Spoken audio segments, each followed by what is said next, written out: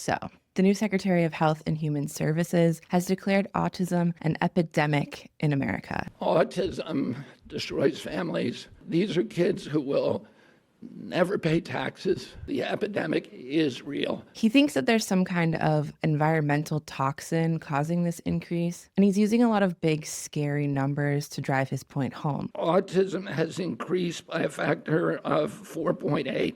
That's 480%. The ASD prevalence rate in 8-year-olds is now 1 in 31. Shocking. But these numbers aren't so much math as they are a tactic of public persuasion. He's using science as a tool to legitimize a claim to truth, that autism is a tragedy, an economic burden, a threat to the nation. Surprise, surprise, these ideas are not original. This is a playbook we've seen before, and actually in our lifetimes. It's part of a story about federal funding, big business, and who gets to define what autism even means. But before all of that, I think we need to explore our main character a little bit deeper here. Because why is he like that? Robert F. Kennedy Jr. is pretty much royalty if America had royals. He's an environmental lawyer and descendant of the Kennedy dynasty, son of Senator Robert F. Kennedy and nephew of President John F. Kennedy, both of whom were assassinated in the 60s, which was a major trauma for little RFK. He got into drugs, he went to law school, and he ended up overdosing on a plane in 1983, which was a turning point in his life. As part of court-ordered community service, he took up an internship with Riverkeeper, an anti-pollution nonprofit in New York, where he sued power plants for discharging mercury into the Hudson River. This work laid the foundation for his conspiracism. It's where he first noticed that government agencies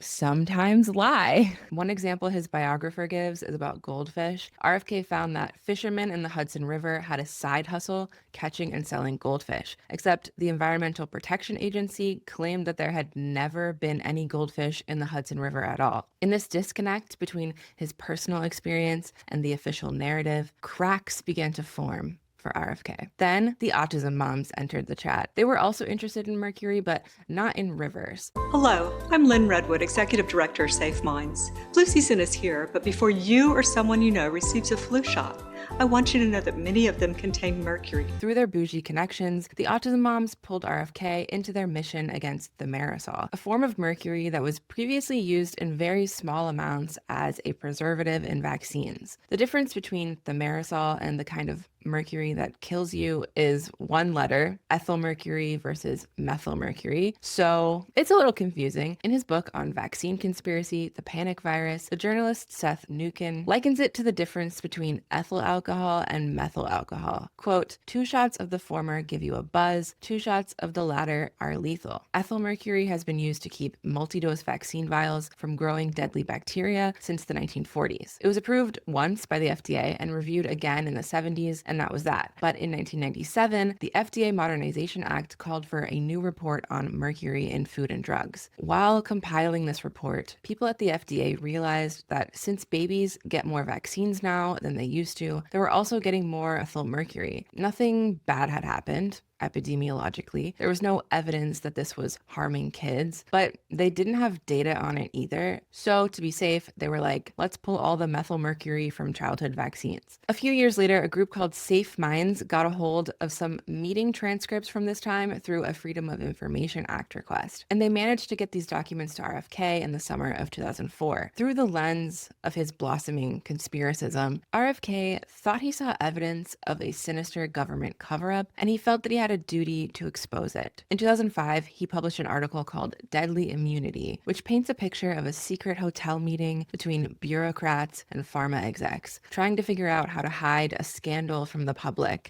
In June 2000, a group of top government scientists and health officials gathered for a meeting at the isolated Simpsonwood Conference Center in Norcross, Georgia. Convened by the Centers for Disease Control and Prevention, the meeting was held at this Methodist retreat center, nestled in wooded farmland next to the Chattahoochee River to ensure complete secrecy. Except that isn't actually what the transcript said. The article was retracted when Mnookin fact-checked it in The Panic Virus. RFK had taken quotes entirely out of context, like pulling 2 lines that were several pages apart, cutting out all the context in the middle, and flipping them around to say something that hadn't actually been said. Big journalism No. RFK claimed that he really wasn't into all that vaccine stuff, and he just wanted to go back to cleaning up rivers. And that was my career. I got dragged kicking and screaming into this arena through the vaccine issue. But his article getting retracted and the backlash he got from the media made him feel like he needed to push it further. You asked if this was a sort of a political choice for me. This was literally the worst career choice that I could have made.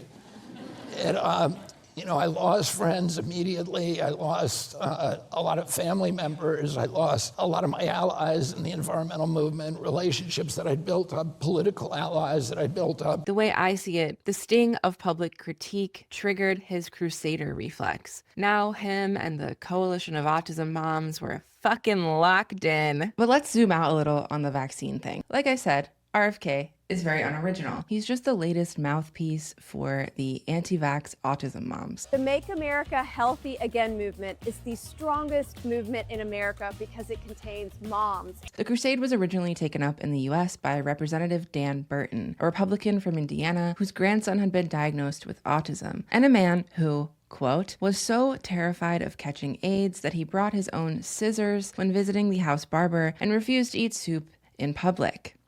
So, do you know what kind of mercury is in fish? Well, what are you talking about? Are you against breastfeeding a child? No, of course not. Okay, but you are aware that methyl mercury is actually in breast milk that's given to children. And in fact, the presence of, if a child is only breastfed, they get more methyl mercury than they would ever have gotten in any of the vaccines. You're aware of that, right? Let me just say I'm not an expert on breastfeeding. Remember that group Safe Minds that influenced RFK? Several years prior, they had also reached out to Representative Burton's daughter. Safe Minds pushed her to talk to him about thimerosal and autism, which resulted in a series of congressional hearings in the early 2000s where Burton called autism an epidemic. We've gone from 1 in 10,000 children being autistic to more than 1 in 250 in just the last 15 years or so.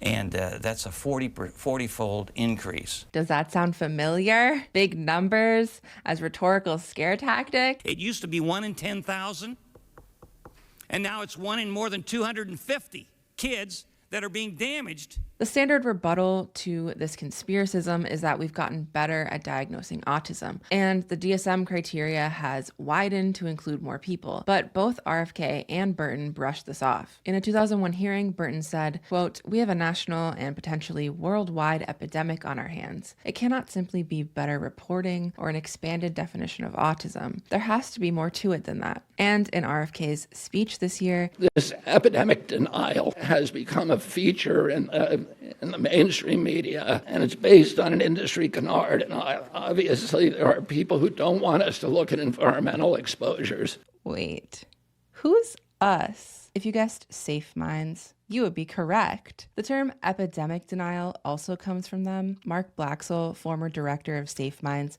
co-wrote an entire book on it called Simply Denial. The talking points in this book are so similar to what RFK said in his speech that I would bet money he had a copy in his back pocket. Here's a quote from Denial, and here's what RFK said. These are kids who will never pay taxes. They'll never hold a job. They'll never play baseball. They'll never write a poem. They'll never go out on a date. Many of them will never use a toilet unassisted. Denial is a sort of book-length gripe with the neurodiversity movement, inclusion, and what he calls progressivism. Blaxell talks like he's sticking it to the man, like autistic advocates on the internet are oppressing him personally. But what he doesn't realize is that he actually is the man.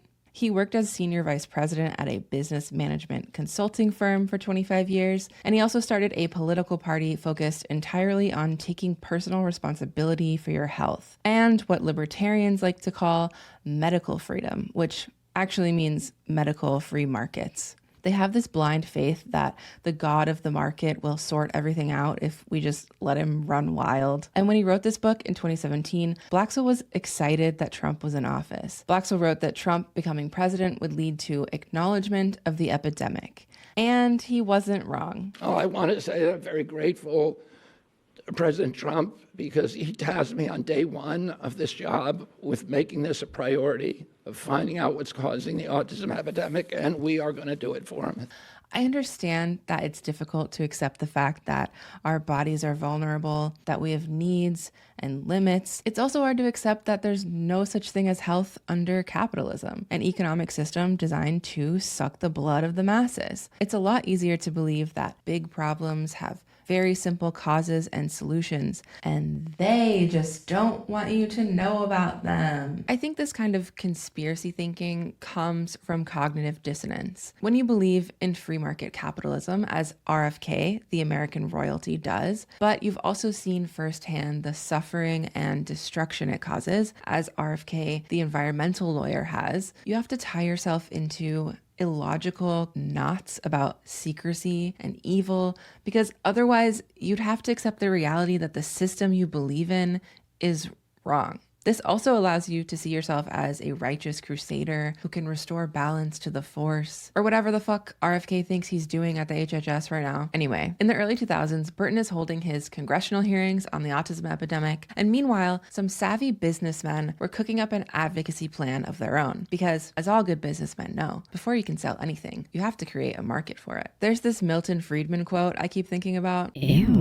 Only a crisis, actual or perceived, produces real change. When that crisis occurs, the actions that are taken depend on the ideas that are lying around. In America, we have some ideas lying around about autism. It's a threat, it's a burden, it's a baby-stealing demon. And these ideas don't just grow on trees. They're the result of an expensive PR campaign. Okay, the baby-stealing demon thing probably comes from folklore about changelings, and the idea of disability as a burden goes back to the Industrial Revolution, when human beings first started to be defined by their productive output. And also, you know, we did a eugenics movement in America around the same time last century that inspired this. But this PR campaign, it was building on all of that. In the early 2000s, Bob Wright, the CEO of NBC, found out that his grandson was autistic. In Bob's memoir, The Right Stuff, he says that he and his wife, Suzanne, wanted to do something about it, but not enough people knew what autism was. As he tells it, Bob gets a call from Bernie Marcus, the billionaire co-founder of Home Depot, who runs an autism center that's losing a lot of money. They decide they're going to, quote, promote autism to the American people. Bernie Marcus puts up $25 million for the rights to start Autism Speaks. They roped in celebrities, they schmoozed at Mar-a-Lago, they got the ad council to donate hundreds of millions of dollars in airtime, and they made this infamous PSA. I am autism. I'm visible in your children, but if I can help it, I am invisible to you until it's too late.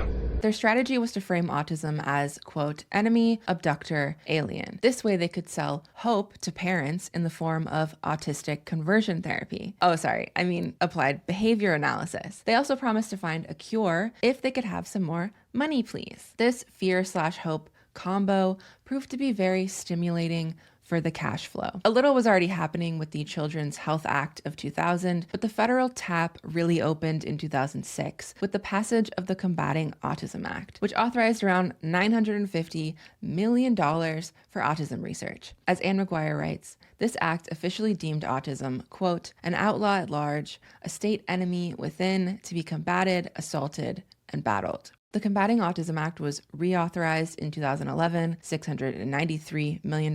Then there was the Autism Cares Act of 2014, $1.3 billion. And then again in 2024, more than $1.95 billion.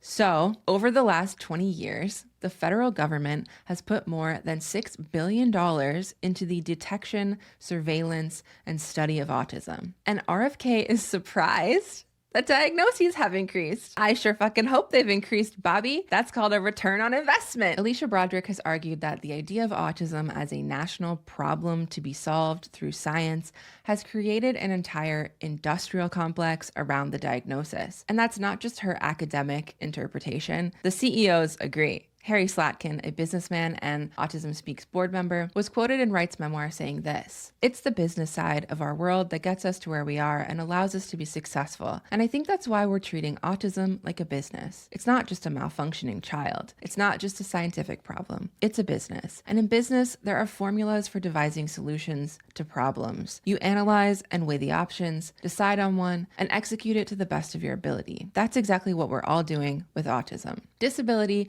as a business problem with a market-based solution. That's the American way." But what does autism even mean? Actually, a lot of things. In her book, The Rise of Autism, the epidemiologist and social scientist Ginny Russell explains why there's a lot of contention here, because the category includes a really wide range of people. Everything from intellectual disability to PhDs, hypersensitive to hyposensitive. But one possible unifier for all autistic people is not fitting with our social environment. Since the turn of the century, autistic adults have clashed with autism parents over the definition of autism, what words we use to talk about it, and who should get what resources. This has been referred to as the Autism Wars, and Russell describes it as an epistemic battleground in which each faction claims authority over knowledge of autism. She argues that there's been a series of waves, quote, each in reaction against and resistance to the previous conceptualization. In the first wave, which happened in the late 20th century, parents resisted the professional view that their kids' autism was caused by their emotional neglect, aka the refrigerator mother hypothesis. They said that, quote, parents are the real experts, not doctors, and they reimagined autism as both a neurobiological disorder that could be cured with better research and an epidemic caused by some kind of environmental exposure, which is usually code for vaccines. Russell says, quote, this pro-cure wave peaked in the early 2000s, around the time when Safe Minds inspired Burton's congressional hearings and influenced RFK. A lot of this parent organizing happened thanks to the internet, which allowed Lynn Redwood of Safe Minds to start an email list and access databases of research papers. But the internet also catalyzed a second wave of autistic self-advocates, because if there's one thing we autistic bitches love, it's a fucking message board.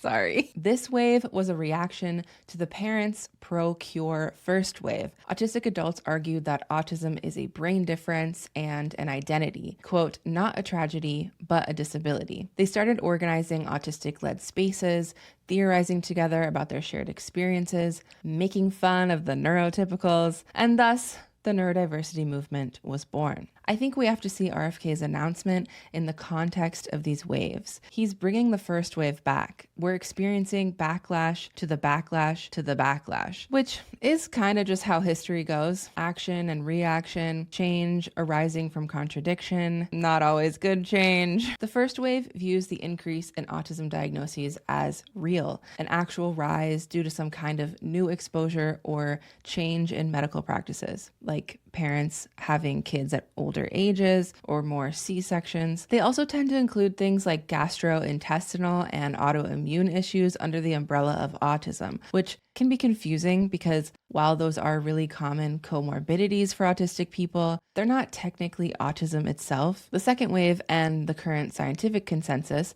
views the increase of diagnoses as artifactual, the result of the diagnosis expanding to include people it did not before, especially people who have the cognitive abilities to mask and evade childhood diagnosis. And it's worth noting that the increase is, quote, a phenomenon of high-income countries, particularly North America and Europe. So why is this idea of the autism epidemic so persistent in these high-income countries? Broderick argues that the epidemic metaphor does two things. It makes autism into a disease, and it scares people. So the question then we need to ask is, why was it beneficial and to whom to constitute autism as disease and therefore a medical matter, despite fairly strong activist opposition to doing so? We need to ask what it does. Remember, I said in order to understand autism, we need to not only ask what it is, but also what it does within capitalism.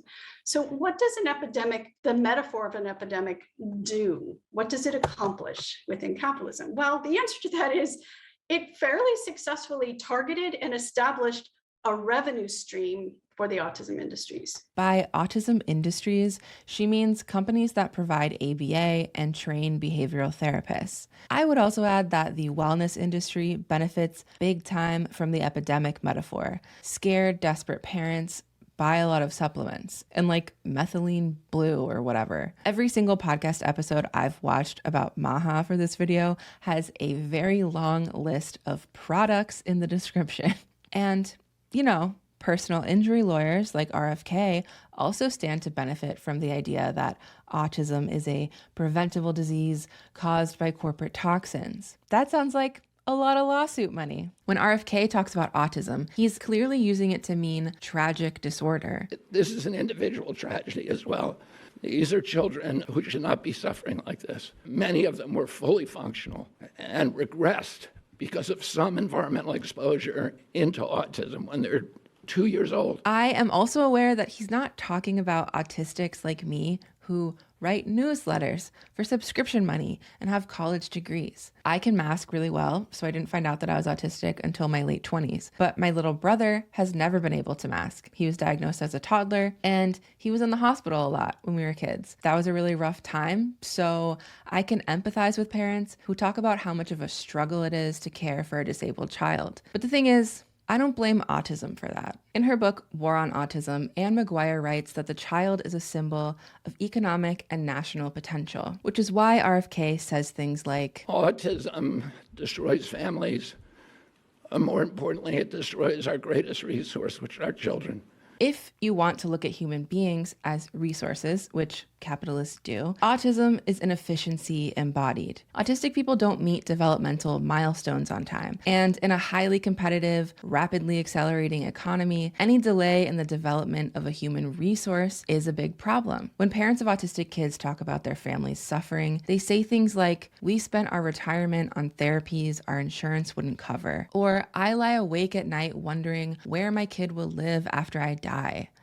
These are horrible problems to have, but I don't see them as autism problems. I see them as capitalism problems. Yes, the impairments are real and they would still exist on the anarchist commune, but the way that we produce necessities and house people would be fundamentally different in an economy that was not designed to maximize profit for the owning class at the expense of all life. Imagine if we spent $6 billion building affordable housing options for autistic people, maybe cooperatives where multiple families could live and share caregiving responsibilities, universal health care so nobody has to worry about being denied by insurance, or maybe, I don't know, universal basic income so nobody goes hungry when they can't work. It's almost like the things that are good for disabled people are good for everyone. The issue that I have with the autism wars over disorder versus difference, at least how they usually play out online, is that disability is not just a physical impairment or an identity. It's a specific form of oppression under capitalism. It's an economic system that views human labor as a resource, right? Our labor creates their profits, and a person with an impairment doesn't produce as much profit at work. They're inefficient, which means their labor costs more. And from a capitalist perspective, it doesn't make business sense to employ them. Historically, this was dealt with by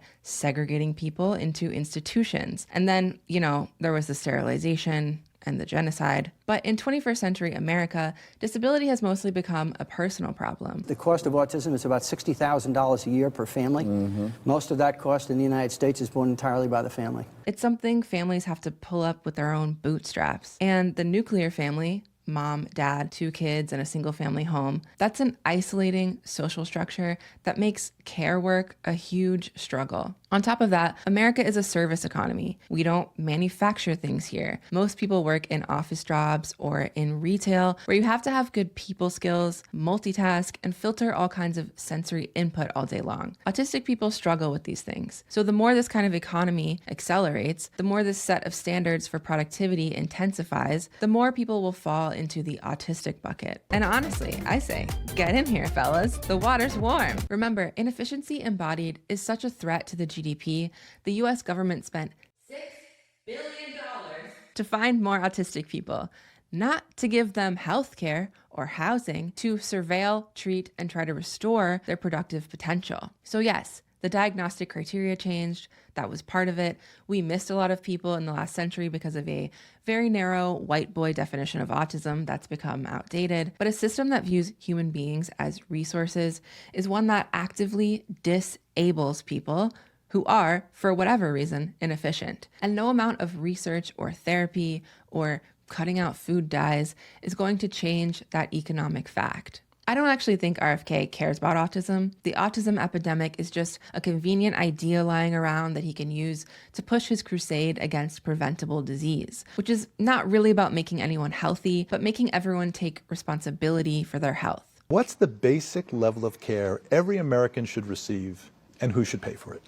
When it comes to healthcare, that's a difficult question because people have a choice about how sick they're going to be, many people. If you can argue that disability is preventable through personal choice, then you can justify cutting funding for the social safety net, surveilling disabled people, and taking away psychiatric medications. When RFK calls autism an epidemic, he's not just sharing statistics or telling us what the science says. Science doesn't say anything. It's a process of knowledge production. What he's doing is reinforcing an old capitalist canard about disabled people as burdens on the nation. The reason autism diagnoses have increased isn't a mystery toxin in the water supply. It's also not vaccines. In case I didn't say that already. It's because we've spent billions of dollars looking for it and built an entire industry around its detection and treatment. When we frame disability as an individual medical problem rather than a socioeconomic one, we miss the bigger picture. The fact that we live in an economic system that disables people who process information differently, who do not meet the intellectual, executively functional standards required of workers, and who can't make the productivity quotas required for survival. Thanks for watching. If you would like more neurodivergent Marxism, subscribe at sluggish.xyz.